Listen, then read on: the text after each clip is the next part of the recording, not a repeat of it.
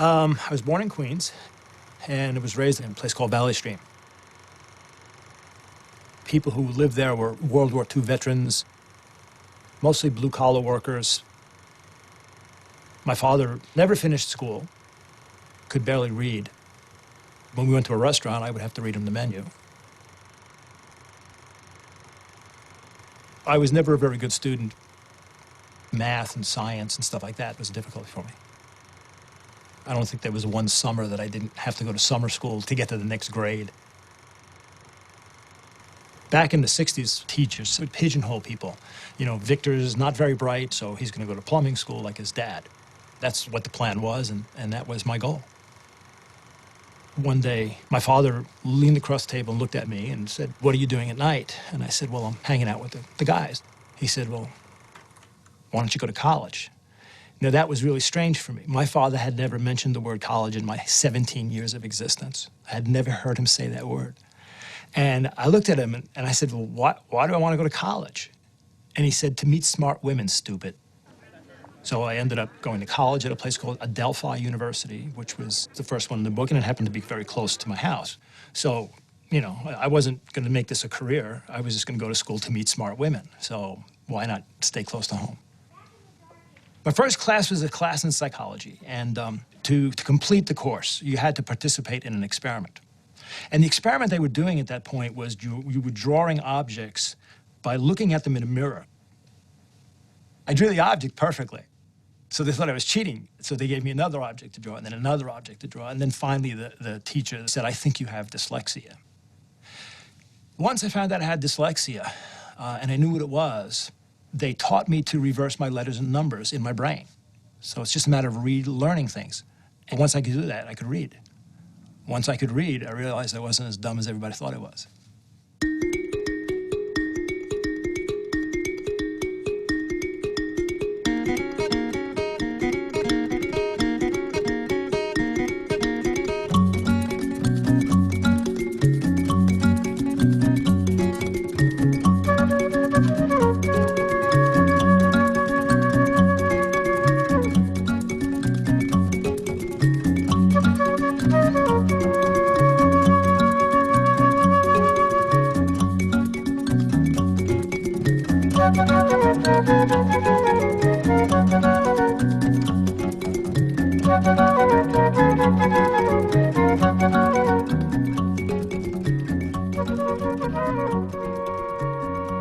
I got a phone call from a guy named Bill Dunn. He said, "I have a job for you." I said, "Who are you?" He said, "I work for Philip Morris and we make cigarettes." I said, "This must be a mistake. Cigarettes? I do drug research." He said, "I know what you do. I got a job for you." I went to my sponsor's laboratory and I told him I got a job offer. And I blew him off. Well, my sponsor's a psychiatrist. Psychiatrists never tell you what to do. They just let you come to your own conclusions. He said, "Let me see if I can help you understand your situation. You're a postdoc fellow. You've been working here for 18 months. You're working 14 hours a day, 7 days a week. I'm paying you $11,000 a year. You've lost weight. I've seen you eat leftover rat chow in the morning with milk. Here's a guy offering you the opportunity to get job interviewing skills, go to a corporation, talk about science, and the best part, they're going to pay for everything."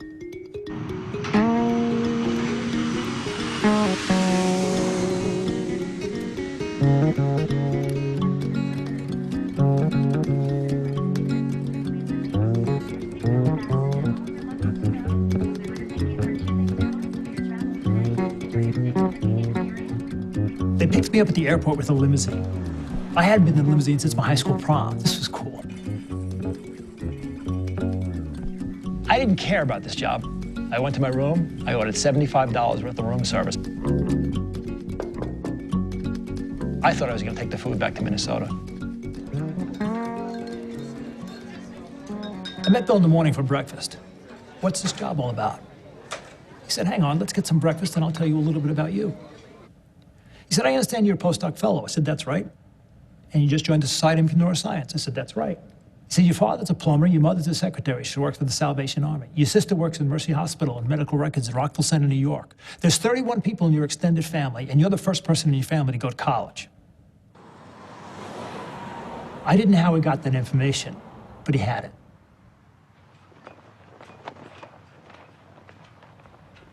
I met with Dr. Thomas Osdean. He was the director of science and technology for Philip Morris Research. He said, we got a problem. 138,000 people will have heart attacks and brain strokes every year caused by nicotine. I said, you guys make a product that you know kills people?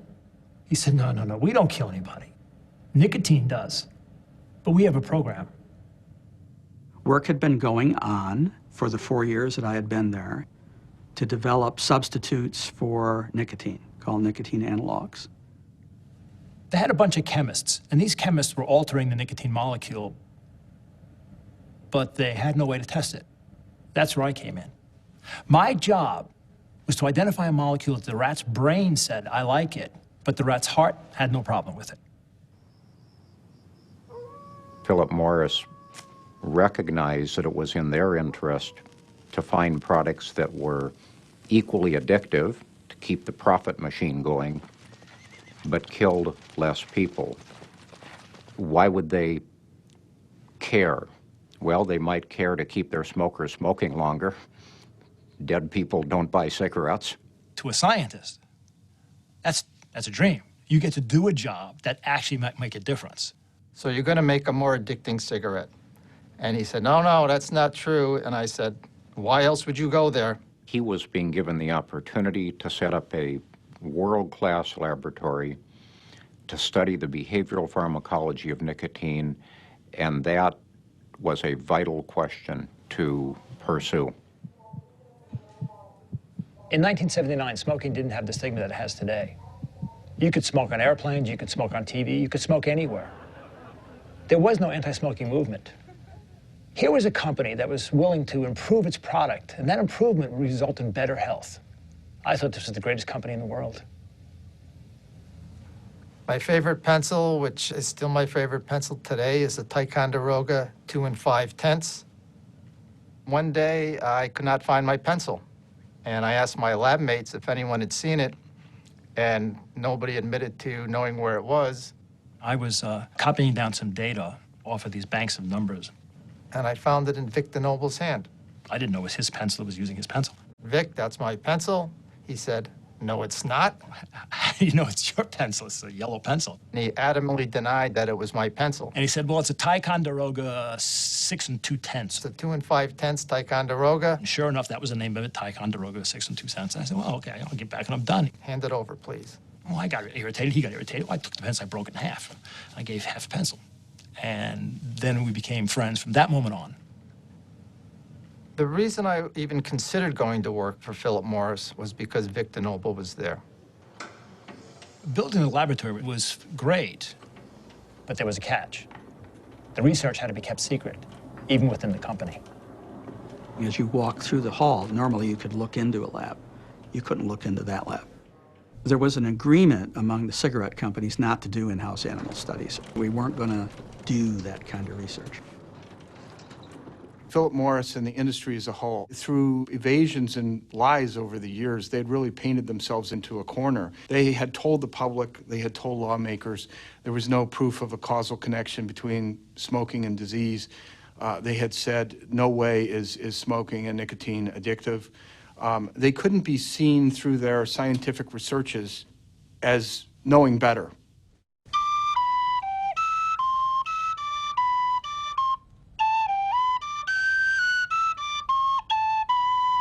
Why would a rat press a switch for nicotine? Rats don't have social pressures.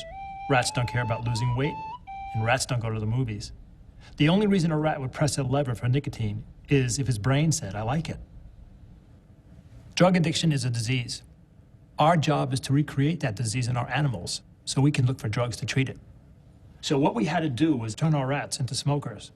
If they pressed the lever, they would get nicotine. Would a rat addict himself to nicotine? Nobody had ever done that before.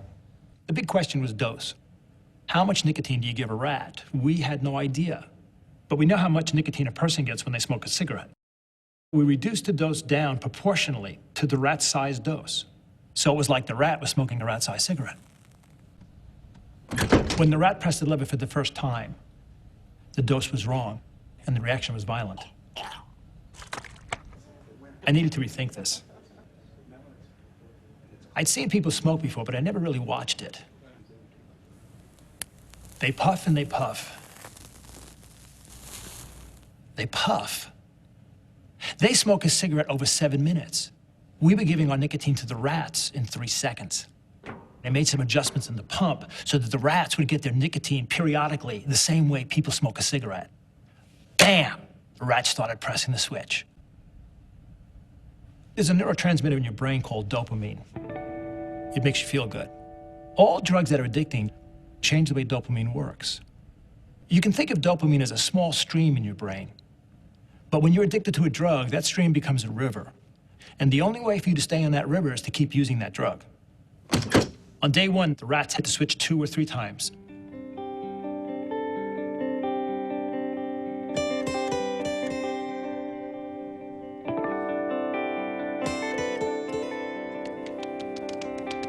By day 5, they were hitting the switch 7 times a day. By day 10, it was about 20 times a day. We got to day 21. They were hitting the switch 90 times every single day.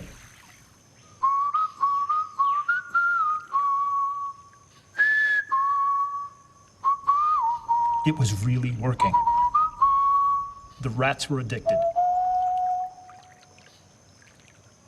After we completed this study, we reported it and we asked permission to publish it. When you do science, you do it for the public good, and you want it to be out there for other scientists to read it and to understand it and to try to translate your findings into improved public health. I wanted to publish this paper right away. There was a problem. Self-administration is the hallmark of drug addiction. We had to convince the company that this wasn't going to be a threat. We had to convince them that reinforcers aren't necessarily addictive. This wasn't going to be easy. These guys were sharp scientists. With our animal model, we could begin to do the work we were hired to do. I began testing these altered nicotine molecules. I was looking for a drug that the animal would want to give itself, but wouldn't cause heart problems.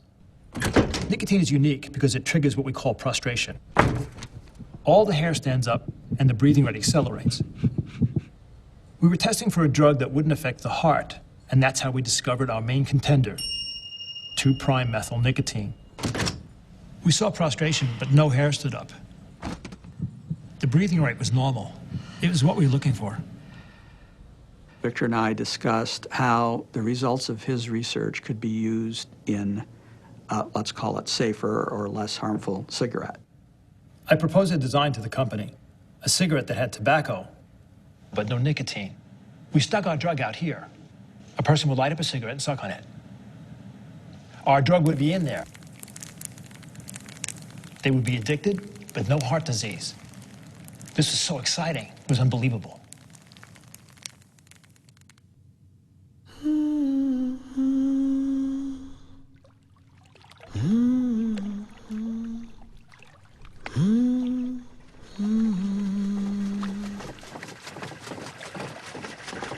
Rats would practically work themselves to death for cocaine and heroin. But they wouldn't work very hard for nicotine.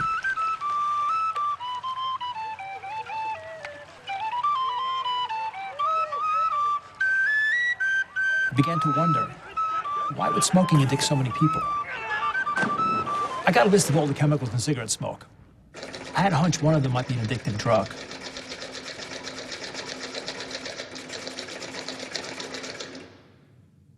Victor DeNoble was the first one to look at the question of does acetaldehyde play some role in tobacco dependence or addiction?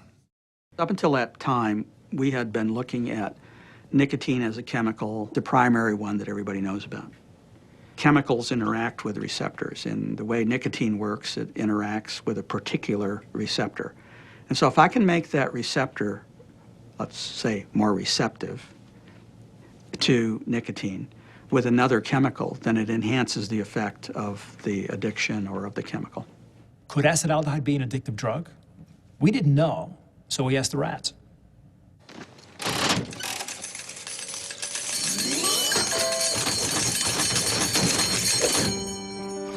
Victor DeNoble found that when acetaldehyde is transmitted to the brain, It enhances and it strengthens the action of nicotine.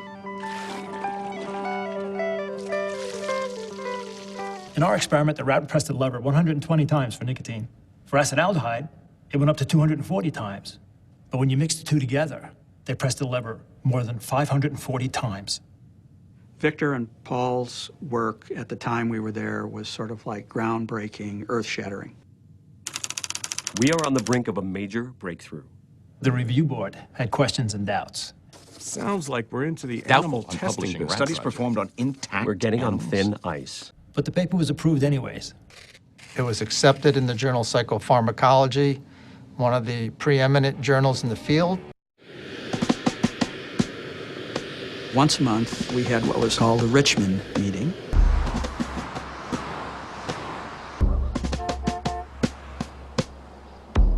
The senior management from New York would come and sit around a table.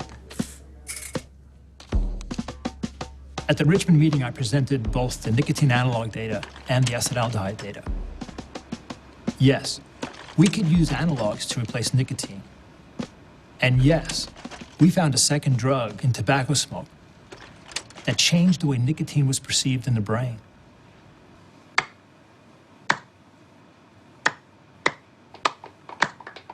Absolutely. If I change nicotine to a new chemical, it's a new drug, and I have to go through FDA clearance. But manipulating a reinforcer that could be put in cigarettes, like the acetaldehyde, is something that was already there. They already had acetaldehyde, so all we're doing is increasing something that's there. So that one, kind of lit up the room. Oh, that's an easy thing to do. They realized the potential use of this combination. And the entire program became focused on acetaldehyde. From the company's point of view, they saw a means to get more bang for the buck. If you have a way of manipulating nicotine and acetaldehyde, you have a way of optimizing ratios that people are going to like. You have a way of making it a maximally addictive product. Your sales are going to go through the roof. And if you're the only company that knows this information and then the only company that can use this information, the potential is just unbelievable.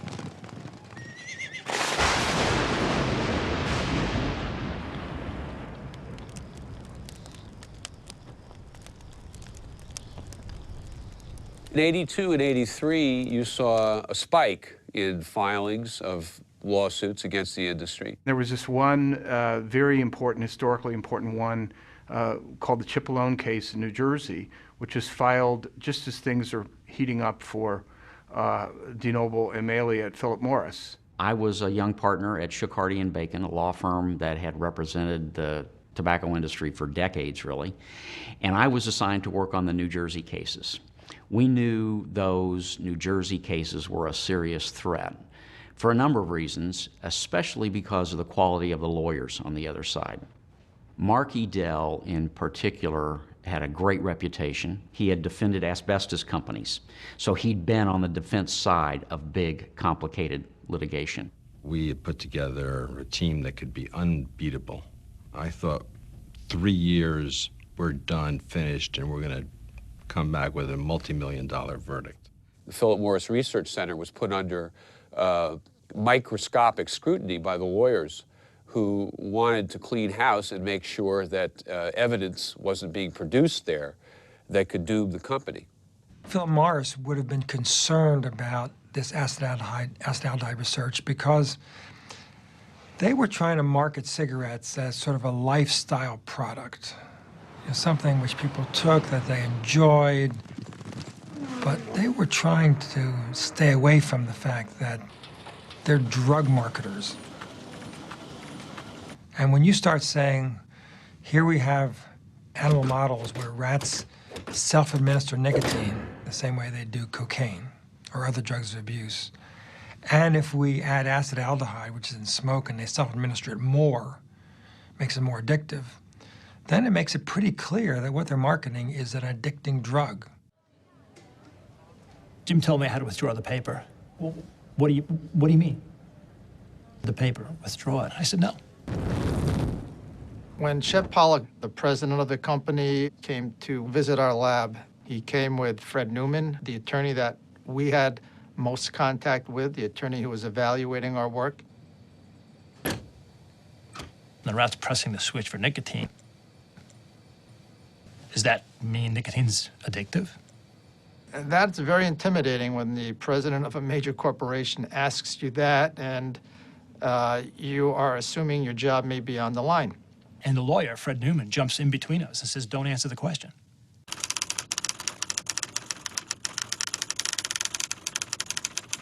I sent a letter withdrawing the paper.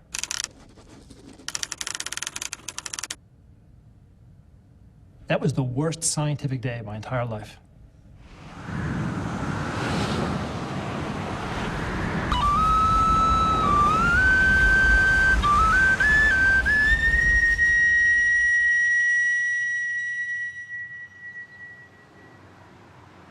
It was a Thursday afternoon, about 3 o'clock.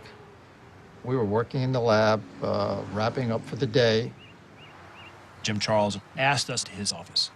The first thing he said was, we don't do behavioral pharmacology anymore. Go downstairs and kill your rats. The studies will stop. Turn over your keys. The lab is closed. Leave the building. We had been deceived. You're fired.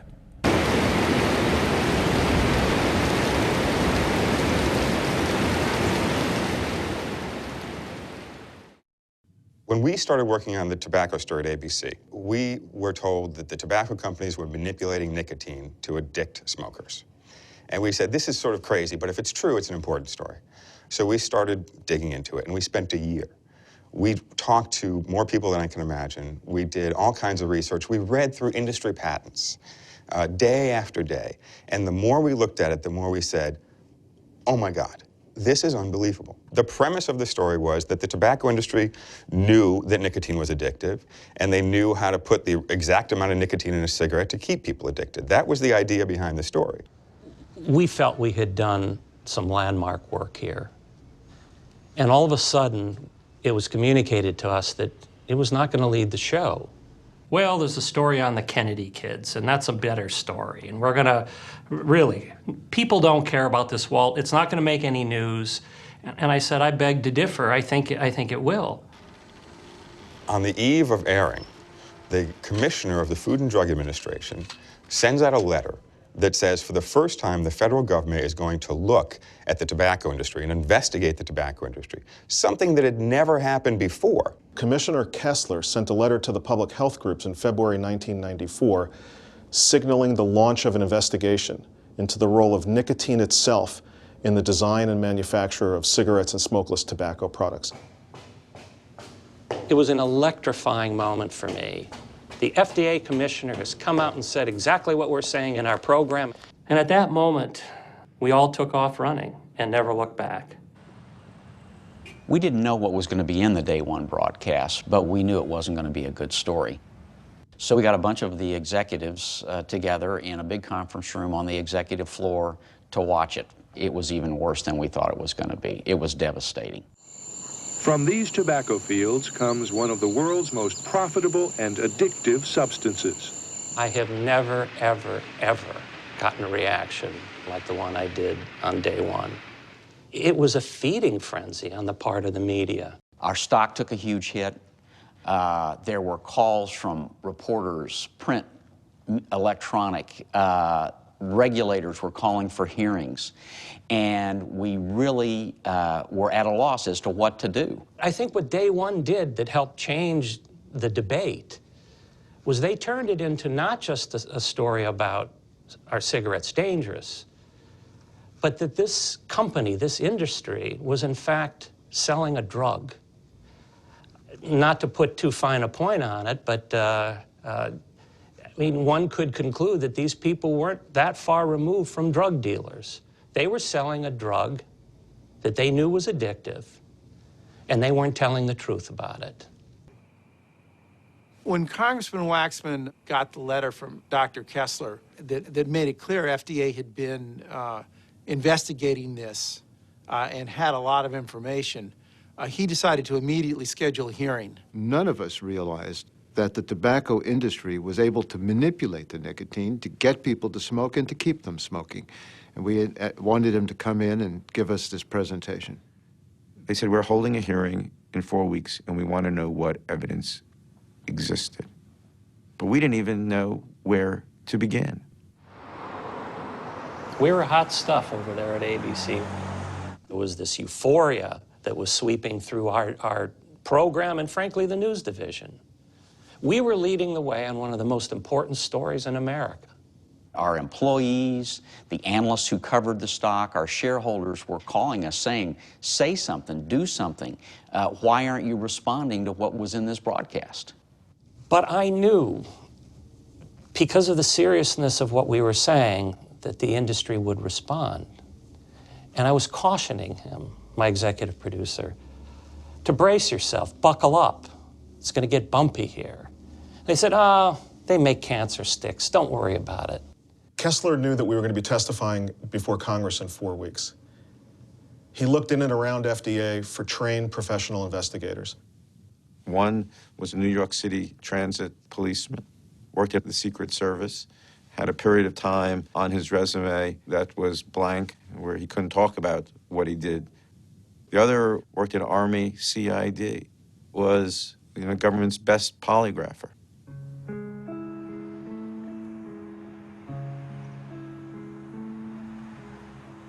Someone had provided us with the list of potential people we could talk to. One names we had was Victor DeNoble's, and tracked down a number for him. I called him. He said he was investigating the tobacco industry. I thought to myself, the government doesn't do that. He did not want us to come to his home and meet him. He didn't want us to go to his workplace and meet him. I knew I had information the tobacco industry didn't want out. Very skittish, they told me. They had some very brief contact, but I need to amass as much evidence as I can. So, I pushed Gary and Tom, go meet with him as soon as you can, find out as much as you could find out. He asked that we meet him in a hotel in Christiana, Delaware. And we meet him in the lobby. I needed to control what was going to happen.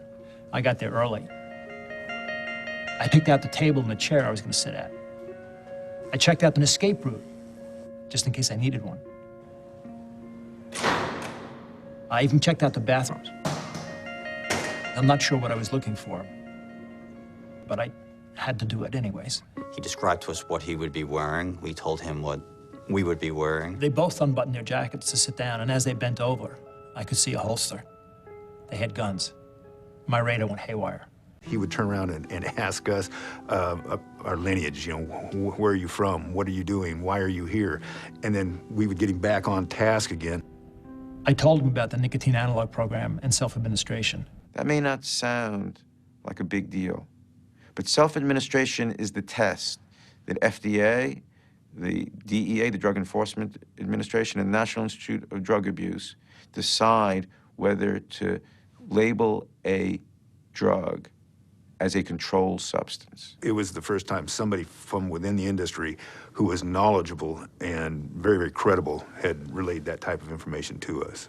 The strangest thing was he reached into his pocket and pulled out a photograph and slid it across the table to us and said, "Do you recognize this man?" And I looked at it, didn't recognize him.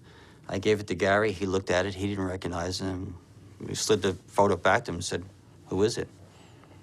He said, "You don't know who it is?" I said, "No." I said, "It's Dr. Kessler." Here's two investigators from the FDA, and why don't they recognize this picture of their boss? I can't talk to you guys. I remember the day Tom and Gary called. I was working in my laboratory at Bethesda Naval Hospital, and they indicated they were from the FDA and wanted to ask some questions about my previous work at Philip Morris. Paul noticed that we had firearms. He said, "You can't bring those things in here. And, you know, looked at the sign right there and we said, it's okay, Paul, we're with the government. Those rules don't apply to us.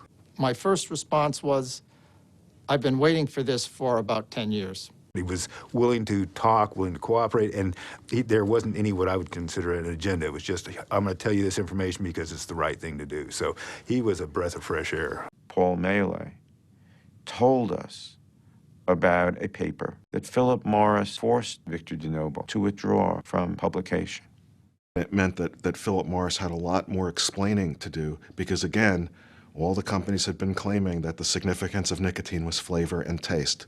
Why were they ordering 2 of their scientists to withdraw this publication? How were we going to talk about it at the congressional hearings without it becoming the only thing that people would focus on? And why can't we know the name of that company? Mr. Chairman, I didn't come here to talk about it. I was very careful in my presentation not to focus on specific brands or specific companies, and I'd really rather not get into that today. There is a company that you know of that did studies in the 1980s that led them to understand that nicotine is addicting. You're going to give us that information about the name of the company, and unless you can give me a reason not to reveal that publicly, I plan to make that public, because I think that we ought to know a company that may well be telling us they never knew about tobacco nicotine being addicting. This was one of the major issues for the national media because secrets were coming out. And you're out of your And the jurisdiction, secrets stood in stark contrast to everything the tobacco companies had ever said publicly about their products. Any group that has a very powerful financial interest in battling to defend a product or preserving the status quo is going to fight more effectively, more strategically, more ferociously than their opponents do. They came to our houses, set up surveillance, took photographs of us in front of our houses, pictures of me in front of my front lawn playing with my kids, which was, you know, as a federal law enforcement officer, it's a startling notion to think that you investigated criminals all these years, and it's a lawyers hired by a tobacco company to actually track you down to your home and take pictures of you and your family.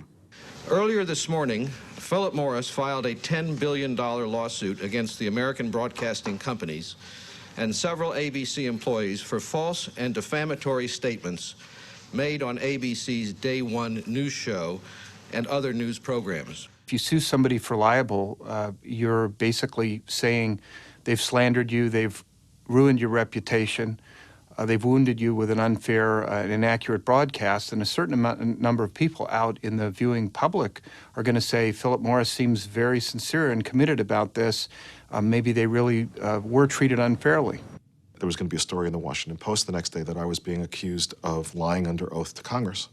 When Peter Jennings found out about this, he interviewed the congressman who made the accusation against me. This is the Holy Bible. I'm a United Methodist. You know, I swear that my concern about FDA reform has absolutely nothing to do whatsoever with tobacco. When the tobacco companies give you money, what do you think they want from you? I've never... Quite a number do. RGR gives you money. Brown & Williamson, Philip Morris, U.S. Tobacco, the Tobacco Institute, Nabisco.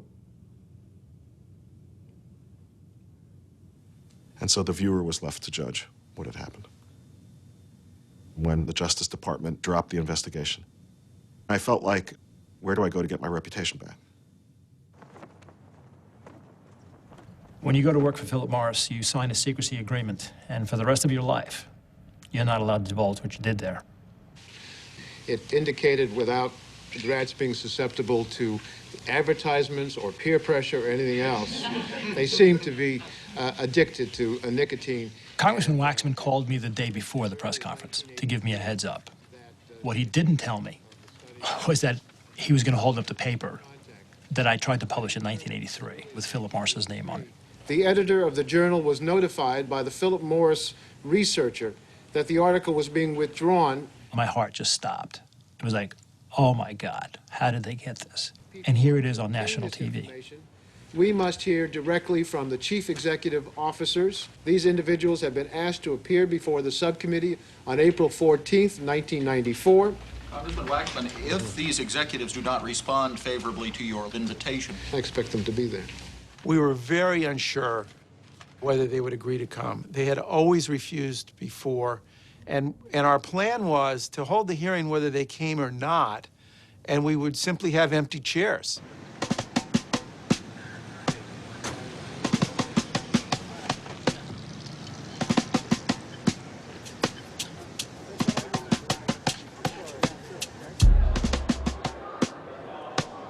We're going to present a rosy face, and they'll see that we're just people selling good old-fashioned American product.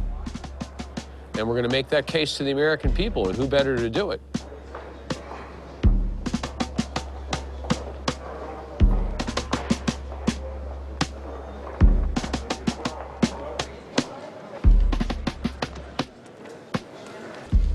I think the CEOs calculated that they had enough juice in Congress that somehow this would not be that bad, that they would not insult these fine, upstanding CEOs. Boy, I bet they wish they could change their mind on that one. Congressman Tom Bliley from Virginia was a longtime friend of the tobacco industry.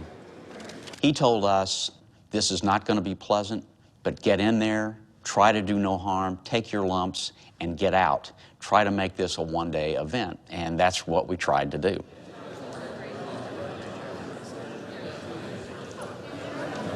So what do you expect to happen this morning? What are you hoping for? Here we have the men that are responsible for running their corporations.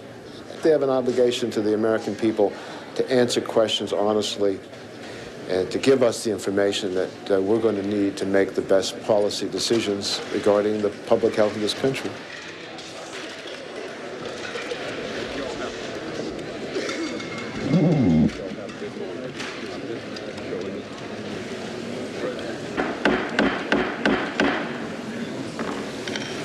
The meeting of the subcommittee will come to order. For the first time ever, the chief executive officers of our nation's tobacco companies are testifying together before the United States Congress. Imagine our nation's outrage if two fully loaded jumbo jets crashed each day, killing all aboard. Yet that's the same number of Americans that cigarettes kill every 24 hours. The truth is, nearly 500,000 Americans die every year as a result of tobacco. This is an astounding, almost incomprehensible statistic. Most congressional hearings don't have a swearing in. It's very rare, in fact, for witnesses to have to raise their right hand and testify. This was clearly set up to force the CEOs to either tell the truth or to necessarily perjure themselves. If you raise your right hand, do you swear that the testimony you're about to give is the truth, the whole truth, and nothing but the truth? I do. Nicotine addiction is something we now know, at least one tobacco company knew about, and I believe they all knew about it. The information in Dr. DeNoble's paper became a cornerstone of the hearing and the questioning. I'm going to go right down the row and ask each one a simple question. They're under oath. We'll see what their response is. First one. I believe nicotine is not addictive, yes. I asked the second one. Cigarettes and nicotine clearly do not meet the classic definitions of addiction. There is no intoxication. We'll take that as a no, just yes or no. I don't believe that nicotine or our products are addictive. It's not addictive. It's not addictive. Not addictive. Not addictive. Mr. Horgan, did this group discuss the need to state clearly in the same words as you all did, in the same words that nicotine is not addictive? That's absolutely outrageous. What is outrageous? That is outrageous for you to assume that we meet and talk about these issues. We are competitors, we're independent, we're fighting for survival in a legitimate marketplace. It's very difficult for me to find you at this table characterizing anything as outrageous after 7 apparently intelligent people have stood here and told the American people, 250 million of which know better, that cigarettes are not addictive. What could be more ridiculous? So if we appear a little skeptical of your answers in other areas, you'll understand why. We had no idea that it would be as intense and as hostile as it was. The anger among members of that committee was palpable. Gentlemen, the subcommittee contacted Dr. DeNoble, Mr. Campbell, to ask his version of the events, and Dr. DeNoble informed this subcommittee that he would be unable to talk to us because it may be subject to a confidentiality agreement that he has with your company, Philip Morris. We thought if Mike Sinar asked the question in public of Mr. Campbell, if he said no, he couldn't come in and testify. It was obvious that Philip Morris was trying to cover up what he might have to say. Mr. Campbell, will you release Dr. DeNoble from his confidentiality agreement so that he can appear voluntarily before this subcommittee to tell us what really happened? I don't know of the confidentiality agreement, so I'd have to have an investigation, but then I will answer. Will you release Dr. DeNoble from any contractual arrangements that will allow him to voluntarily testify before this subcommittee? Dr. DeNoble is quite on record in a number of depositions. Will you allow Dr. DeNoble to come forward? I see no problem, and our people will discuss it with you. That's not the question. Mr. Campbell, will you release him from that agreement? Can I check with my counsel at this time? I just want to know, you're the chairman of the board. No, I'm not, sir, but I'm just the president, but... Mr. Sinar... Bill turned over his shoulder and looked at me, and I said, release him, waive the agreement. You will do it, sure. Thank you. Even if you totally disbelieved them, you couldn't prove they were being untruthful. Maybe you could, the most you could say was they're true believers, they're delusional, they're out to defend the product to such a degree that, you know, they're not looking at the facts clearly, but they seem to really believe what they're saying. The tobacco companies also waged a major public relations campaign to denounce Congress. They claimed the hearing was overbearing, they were mistreated, Congress was out of control. They had no intention of letting these executives answer questions in a complete way. They were cut off. They were told to answer yes or no, and then when they answered yes or no, they were accused of rehearsing their answers. The way that committee handled those witnesses was absolutely inexcusable. It smacked of McCarthyism. We're going to ban it in restaurants. We're going to ban it in public buildings. And we're going to ban it in your backyard. And we're going to ban it in your house. We're going to ban it in your bedroom. We're going to ban it in your bathroom. That's just a slow but sure encroachment of your freedoms. A bunch of liberals telling you what you can and can't do because of what's good and bad for you, and only they know. I should tell you, we knew his testimony was going to hurt the industry. I mean, it really undermined their credibility. He had done very, very sophisticated research on tobacco addiction, and he had done it before it was accepted that tobacco was addictive, and it had to stand up. We met with Waxman's staff and Kessler's staff. They knew more about self-administration than the vast majority of scientists. DeNoble and Melee had gotten the science right. Once we walked in the front door, there were media people everywhere, and I was told that C-SPAN would be showing this live. There was no turning back. Oh, yes, recognize him.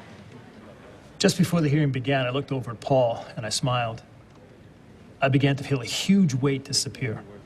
All these years of not being able to talk about the science, and we were about to tell the entire world. We were pleased to welcome you both to our subcommittee hearing today. You were both... Victor DeNoble was the first whistleblower.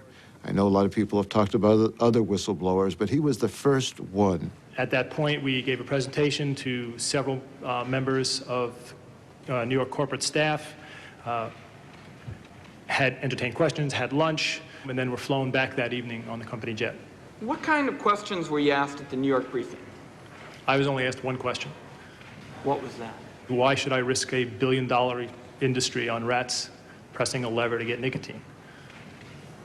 Were these top management people? Yes, they were. I remember I received a phone call from my mother, who had received a phone call from one of her friends.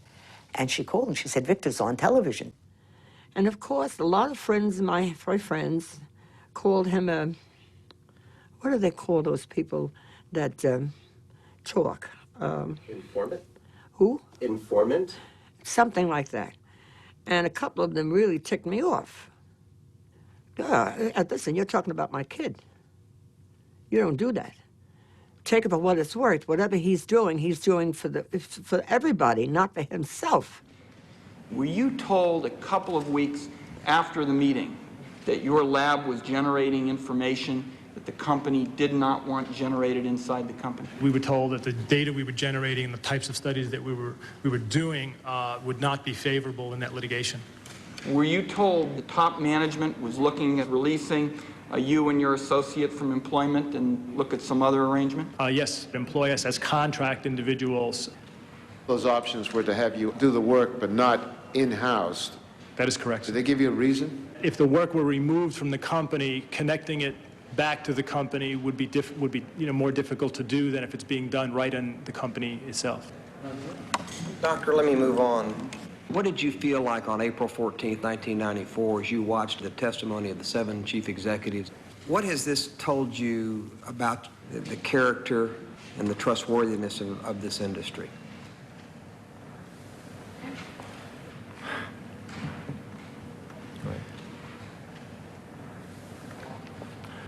It's difficult to watch those hearings and to feel good about what happened to us.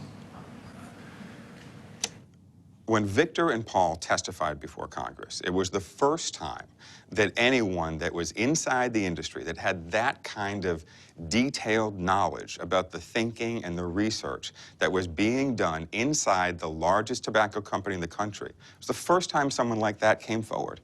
And they came forward in this most public of settings, a congressional hearing, where they testified under oath what they knew. It was the first time anyone had seen that type of information. And I think that moment changed things. That moment, the public, Congress, the press got to see that there was a different story here than we've been told for a very long time.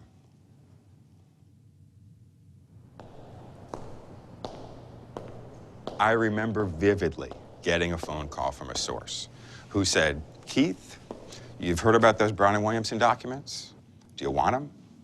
And it's the kind of phone call a reporter lives for. I had to fly to some place in the Midwest to some motel room where the handoff was made. And I remember flying back to New York. On the plane, I didn't want somebody next to me seeing them because these were so explosive. It was nothing like we'd ever seen. Imagine 50 years of the secrets of an industry that had kept secrets better than any industry. Documents going back to the 40s and 50s about nicotine, about addiction, about marketing. Maybe the second one I was reading, I could feel my heart beating faster and thinking, this is as clear as I've ever seen it, and this is out of their mouths, not mine.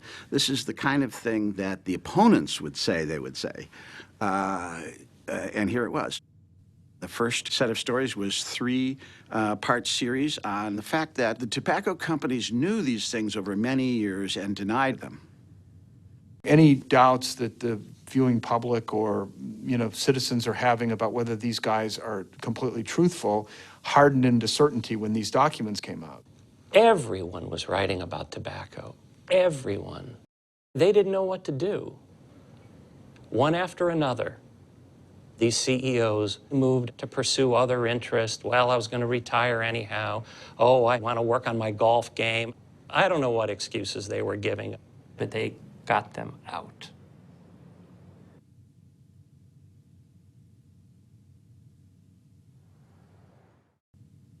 Doc, he said, my name is Wendell Gautier, and I'm the best goddamn lawyer you're ever going to see. He said, I'm watching you on television, and damn it, you're good. Me and you, we're taking the sons of bitches down. And that's what he left on my phone. I didn't know who this guy was. Hey, how's it going? Wendell Gautier was an attorney from New Orleans, and he had worked on the San Juan DuPont Plaza Hotel fire, on the MGM Grand Hotel fire. Big cases. Wendell decided that it was time to sue the cigarette industry. At the time, I said, you must be out of your freaking mind. They've never lost a case. It's impossible. Their batting average made, Ted Williams look like a loser. Their batting average was 1,000. They had never lost. Even if it cost them $1 million or $10 million to fight your claim, they would do it. just so that you would know you were in for the battle of your life. So it was a very important bragging point for them that they had never backed down and settled the case, and they never had. It's time to stop, people. I mean, what are we doing? Think about it. And it didn't start because of peer pressure. We have targeted children. This is America. We can't tolerate that. You people in the press have got to join us. You got to make it so horrible that they won't want to do it. You got more stroke than we got. Now, damn it, it's time to wake up and not let this go on. He was talking about kids and how people should be outraged that the tobacco industry was seducing these kids. I'd never heard anybody talk about the industry this way. I had to meet this guy. My first morning in New Orleans, they brought me to a room full of lawyers. They started asking me these questions like, did I have a phone directory? Did I know the corporate structure? These guys had no knowledge of the internal workings of this industry, and they had just sued them. They had never had the opportunity to talk to somebody who was on the inside. I met with Wendell. He looked at me and he said, what do you want? I said, I'm not sure I understand what you mean. I want you to work with me. What do you want? You want money? You want drugs? You want women? He said, you tell us what you want and we'll get it. And I looked at him and I said, I want to be treated fairly. I said, I want you to treat me fairly and cover my ass and do not get me in trouble. He looked at me and he shook his head and he goes, I knew you were the right man. Since 1954, tobacco had said, you'll never beat us, we'll bankrupt you, and that would have probably been true for a single firm, but for 60 dogs on a single bone, we felt that we had a real shot at it. Everybody in the group was very experienced, had been in the game a long time, knew what they were doing, and we all had big egos, so off we went. The Castano group came up with the creative idea of filing a class action suit on behalf of all addicted U.S. smokers, the idea being that the tobacco companies owed them damages because it had lied to them about the addictiveness of nicotine. It was a coup to get Victor DeNoble to work with them. Here all of a sudden is this important addiction scientist for Philip Morris becoming the first person to come out publicly, and he's working with the Castanos, and it signals that they're for real and that the tobacco companies aren't going to be able to keep their secrets anymore. The tobacco industry is very sharp. They didn't send one document. If you asked for a document, they sent you 500 documents, and they let you figure out which was the right one to look at. So that's why they hired me, of course. Those 500 documents, these are the 3 that are important. The other ones, they're nothing. Victor was our mentor, not just an expert, not just a witness, a great teacher. After a few days of smoking, those receptors are ignited. Once ignited, they stay ignited for your life. If this happens with the dopamine in the brain, and what are these little things, and how do these little things attach to the other molecules? Each cell releases 4 dopamines. However, dopamine, huh? Am I saying it right? Dopamine. Dopamine. The more we learned, the more I think obsessive we all became. In 21 days, about 3 weeks, that rat will wake up. He will clean himself. He will eat. He will drink? No. He does none of those things in 3 weeks. He wakes up, first thing he does in the morning, goes over that switch. And they were hitting that switch 90 times a day, and they needed nicotine. In fact, the first thing they did in the morning was hit that switch just like a smoker, and the last thing they did at night was hit that switch just like a smoker. And I said, King Chickabobo. King Chickabobo. That's sort of an expression Louisiana lawyers use when you got the jackpot, when you got the good stuff.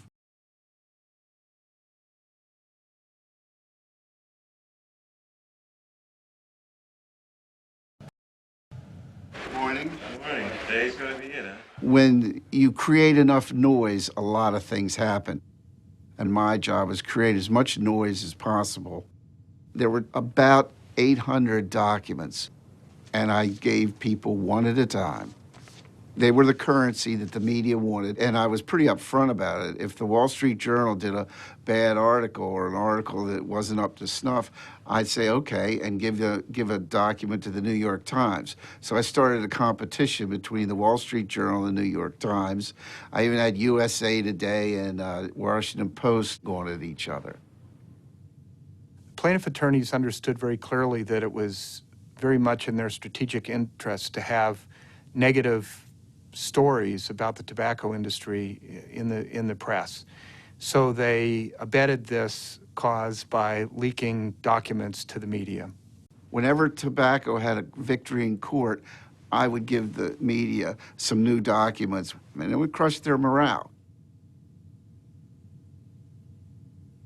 They thought they had this big thing going, and then the next day the story in the newspaper was, you did this in 1952, blah, blah, blah.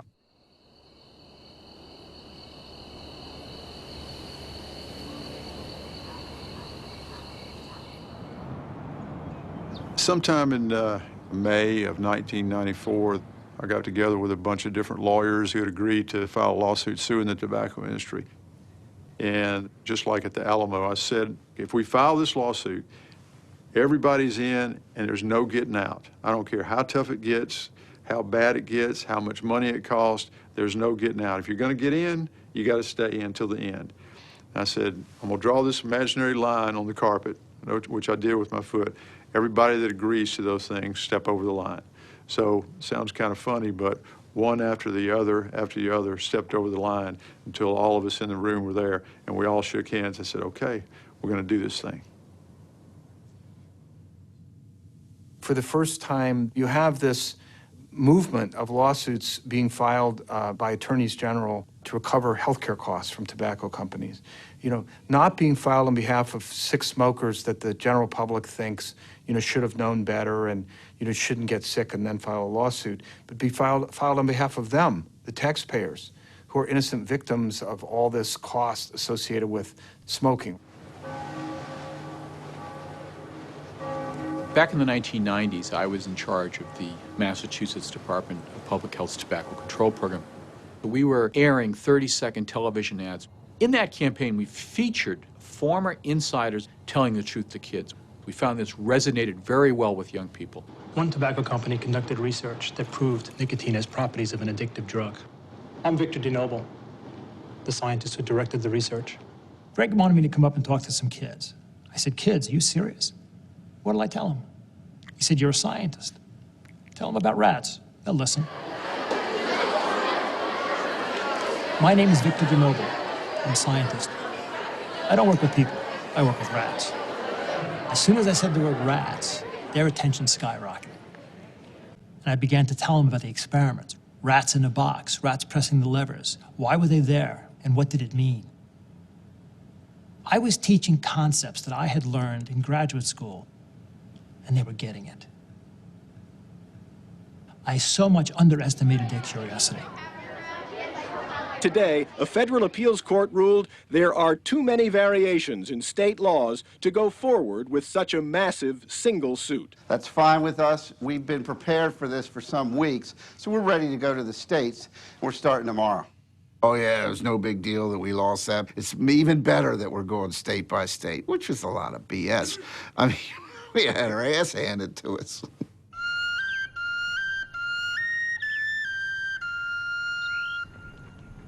The decertification changed everything. The Castano Group would now be filing lawsuits in every state. I would have to become a full-time expert witness. I would have to spend most of my life traveling and talking to jurors. Hopefully with some of my I wanted to start talking to somebody else. The best thing is knowledge, information. What you guys have learned, nicotine is a drug. Yeah, and it changes Your brain.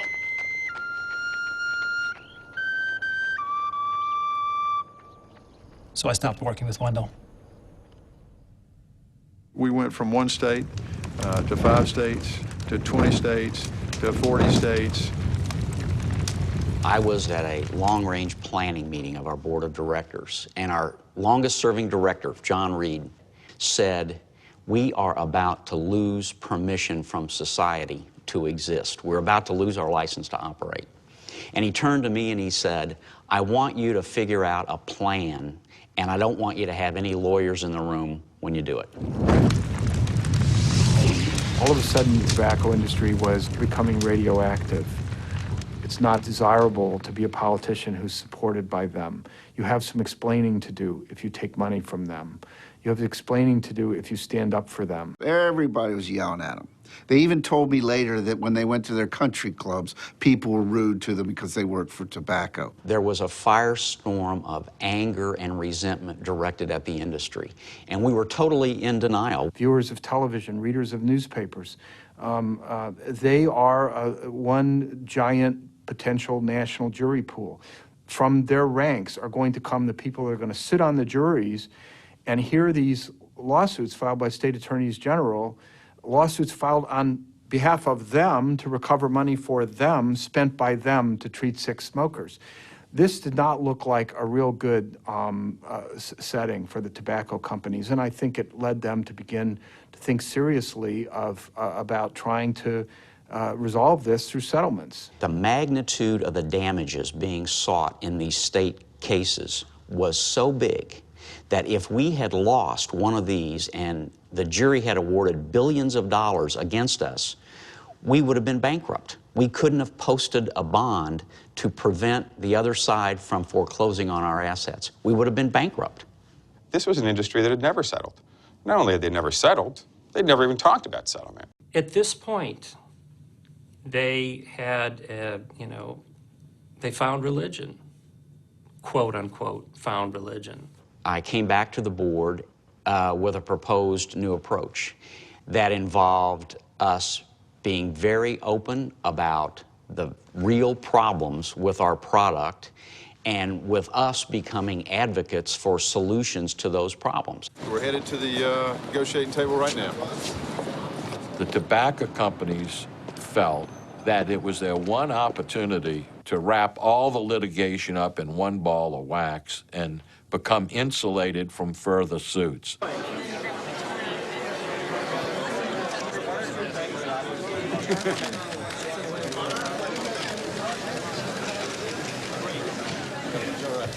We announced the settlement on June 20th. It's all done, biggest press conference probably they ever had in Washington, D.C. We are here today to announce what we think is the most historic public health achievement in history. In the settlement, there were provisions that involved activities by the federal government, including limited FDA authority over the tobacco companies. So the deal couldn't be final without Congress ratifying it. Mr. Biden, Mrs. Boxer, Mr. Brownback. And we fell a couple votes short. I guess it was 6 months later, a master settlement was done almost along the same lines. The only difference was the loss of $100 billion. $100 billion? Yeah, $100 billion.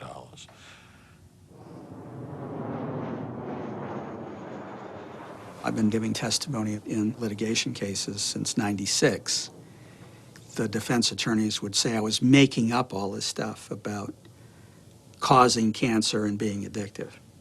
After 2000, when they admitted it, now the defense attorneys say, well, he's making up this stuff about us denying it. We knew it all along, and everybody knows it. And so that's now the new defense is, how could anybody possibly believe that it didn't cause cancer and wasn't addictive? The tobacco companies started losing lawsuits for the first time in 40 years. They started losing one after another, and now their batting average is only about 50-50 or something. You're talking billions of dollars. Complete change. The United States alleges that for the past 45 years, the companies that manufacture and sell tobacco have waged an intentional, coordinated campaign of fraud and deceit. The federal Rico lawsuit was the largest lawsuit in the history of the Department of Justice. The Rico stands for Racketeer Influenced and Corrupt Organizations Act. It was a statute that was passed, I think it was in 1971, and at the time that it was enacted, it was to deal with organized crime. Judge Kessler issued a withering encyclopedic ruling finding the tobacco companies guilty of all manner of lies and evasions and fraud against the public in such areas as lying about the health consequences of smoking over a period of decades, lying about the addictiveness of smoking, manipulating cigarettes so that they would be more addictive, marketing cigarettes to underage youth, misusing the legal system through the strategies of their lawyers. They ended up being adjudicated as racketeers. That's not exactly the kind of thing you want to put on your sign. Now that the Supreme Court has upheld Judge Kessler's decision, you can say with finality that the tobacco industry has joined the ranks of organized crime. And it's a lot closer to the Gambinos than it is to Kellogg's. If our shareholders are rewarded because we do things to make sure fewer people die from smoking, that's a good thing. Legislation is moving rapidly right now through Congress, and we are basically at war as a company with the rest of the industry to try to get that legislation passed. When the Family Smoking Prevention and Tobacco Control Act passes Congress, and once the president signs it, it will put in place the FDA program that Henry Waxman, David Kessler, and many others began working on in the mid-1990s. Ladies and gentlemen, the President and Vice President of the United States. The legislation I'm signing today represents change that's been decades in the making. Since at least the middle of the last century. The standard it sets is the FDA is to take action appropriate for the protection of public health. What that means, in the hands of the right government, is the power to do whatever is necessary to reduce to the maximum extent possible the number of people who die from using tobacco. Thank you very much. Let's go sign the bill. Imagine a world where the only cigarettes that kids were capable of experimenting with were non-addictive, so that experimentation wouldn't lead to regular smoking, addiction, and premature death. FDA now has the tool to change the tobacco marketplace so that the only cigarettes that can be there are those that can't create and sustain addiction. There you go.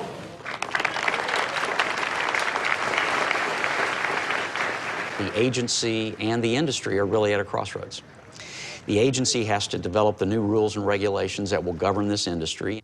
The industry has to be prepared to step up and comply with the letter and the spirit of the new rules and the new regulations. If the death and the disease caused by smoking is reduced, that's in everybody's best interest.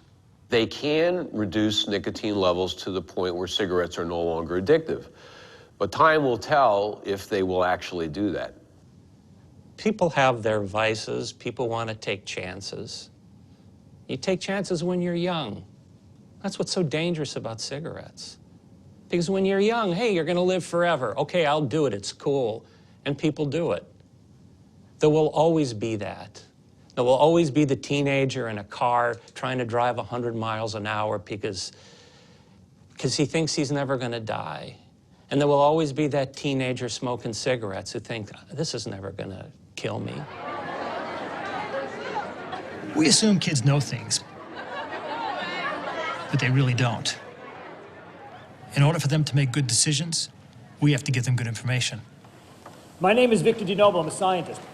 My specialty is drug addiction, but I don't work with people. I work with animals. I'm here today to tell you a story, but the story I'm about to tell you, it begins 29 years ago. Every single one of us in this room, we are born with an area of the brain that recognizes drugs. Once a drug is in your blood and my blood, our brain will slowly begin to change. It has absolutely no choice. You will not be addicted to the drug the first time you use it. That's not going to happen. It's a process. And I like to think of the process as a light switch. You know, when I was pushing my light switch up, it moved, and it didn't go on. And it moved a little more, it didn't go on. Then it moved a little more, and then all of a sudden, click. My lights went on. That's what drug addiction is.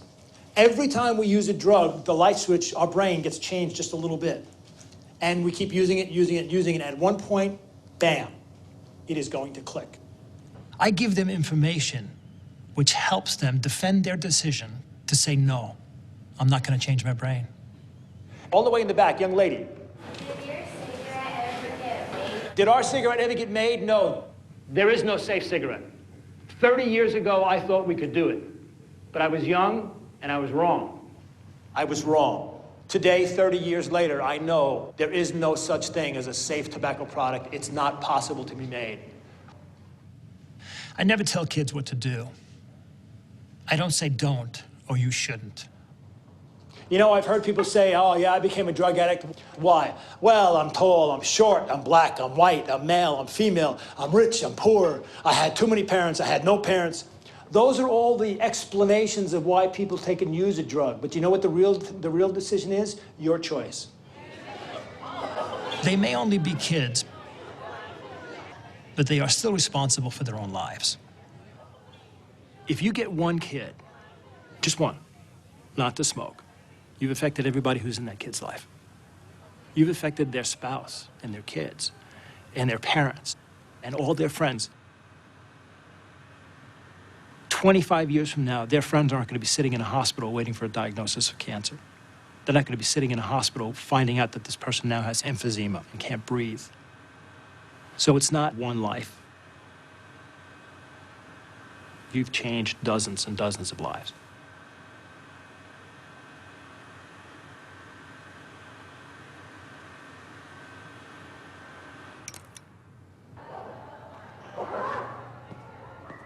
That's what keeps me going. See you guys.